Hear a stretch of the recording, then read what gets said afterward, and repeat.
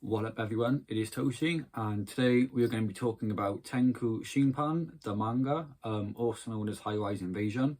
Before we get into this video, I have two quick disclaimers to make. Disclaimer number one, if you haven't seen my video on the anime adaptation of this, which is currently on Netflix, you should go check that shit out. I'll leave the link in the description. And disclaimer number two is obviously, if you haven't seen the manga or read the anime, spoiler alert, but that's more common sense than a disclaimer. So, first thing I want to talk about when it comes to the manga is the characters. So, the characters were great. Some of my favourite characters and the ones I'm going to talk about in this video include Yuri Honjo, Kuon, Rika, and the Sniper Mask. Those are probably my four favourite characters in this series.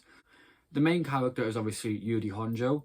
The main thing I like about her is the character development that she had throughout the story. So obviously, when she was first introduced, she was alone, scared, didn't really understand what was going on around her or why this strange world was the way that it was. And I honest to God thought, despite the fact that this girl is clearly the main character, if it wasn't for the fact that she was a main character, you wouldn't really see her surviving in a story like this.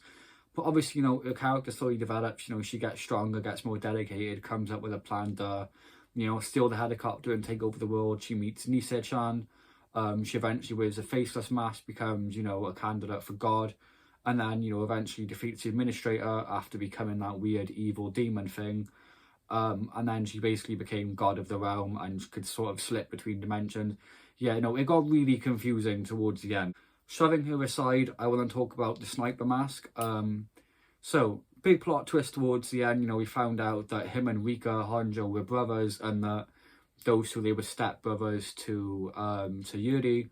But, I don't really care about that. It was cool and interesting finding it out, but, it didn't really change much in terms of the story, and I think they could have had a better background, the Sniper and Rika, but I'm not disappointed with the background that they did have, and I feel like, it was a good story, it was a good reveal, it was a good plot twist. I just feel like it could have been a little bit better. The Sniper Mask, first of all, I love his costume design, I love the suit, I love the mask, I love the sniper rifle. I think it's classy and blasé as fuck. I like his combat abilities, like, he's very chilled out, very cool, very laid back, very relaxed, That scene where he's fighting the White Feather Mask and, she has him in his sights and he's just like pointing like at his head, because he wanted to like die a cool death. I thought that was a very cool scene.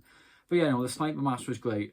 Only problem I have with the Sniper Mask is that scene in the beginning of the anime, beginning of the manga, where he was chasing after Nisei-chan and Yuri, and Nisei threw that grenade down the steps. There was no way he should have survived that. That is bullshit. But other than that, pretty cool. So, spoken about Yuri, spoken about the Sniper Mask, I want to talk about Kuon. So, Kuon, probably my favourite character in the whole show, in the whole manga, next to Yuri. First of all, she's really hot, right? Like, really, really hot. Number two is, even though she's very weak, very timid, very fragile, she's the one, well, she was the one closest to God. She could also use the railgun. So, pretty cool character, you get what I mean? She was very strong, very important. She had a really important role in the story to play. But yeah, Kuon, great character, very hot, very attractive, very cool. I was very upset when she died. And I know that she didn't really die because she transferred her consciousness and her abilities to the Sniper Mask. But even then, it's not really her. It's her in the Sniper Mask brain. Yeah, no, this show and like the whole mask system and all that like technology shit, it got really fucking confusing towards the end. The story was great. Definitely a little bit confusing towards the end, but overall the story was great.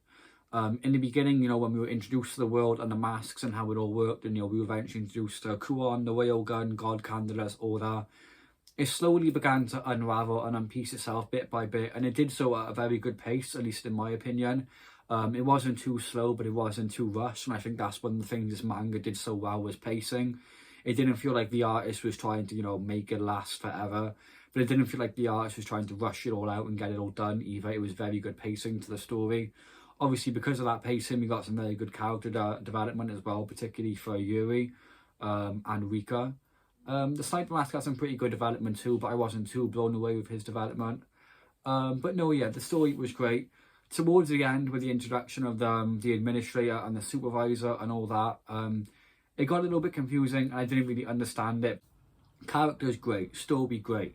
The art and design for this anime, I wasn't exactly blown away by the aesthetics, like it's not Spirited Away, but I thought the art and the design for this anime and the manga was great. I just thought it was really cool, you know. I like the skyscrapers, I like the masks, I like the combat, the edginess, all that shit. I thought it was great. And now for like the final section of the video before my conclusion. I feel like this manga is definitely over-sexualized a little bit. Not that I'm complaining, you know, I'm not, as a straight man, I'm not going to sit here and complain about tits, but like, I mean, it's just like, if you're going to do a really cool story and you want to add like a sexual aspect to it, make it go somewhere, like make the characters have like romantic connections and like relationships and stuff. Don't just like show cleavage and like censor it, most of it anyway. It just doesn't like, it doesn't make sense to me. Like if you want to add like a sexual or romantic tone to an anime or a manga, then you can add that tone, but like give it a purpose, you know what I mean? That pretty much does it for this video. I mean, I really enjoyed the manga and the anime. Go check out my video on the anime if you haven't already. But yeah, if you haven't read the manga, go check it out. If you haven't seen the anime, go check it out. But yeah, hope you enjoyed this video. If you did, please leave a like, comment, subscribe, and I'll see you all in the next one. This is Toshi, signing out.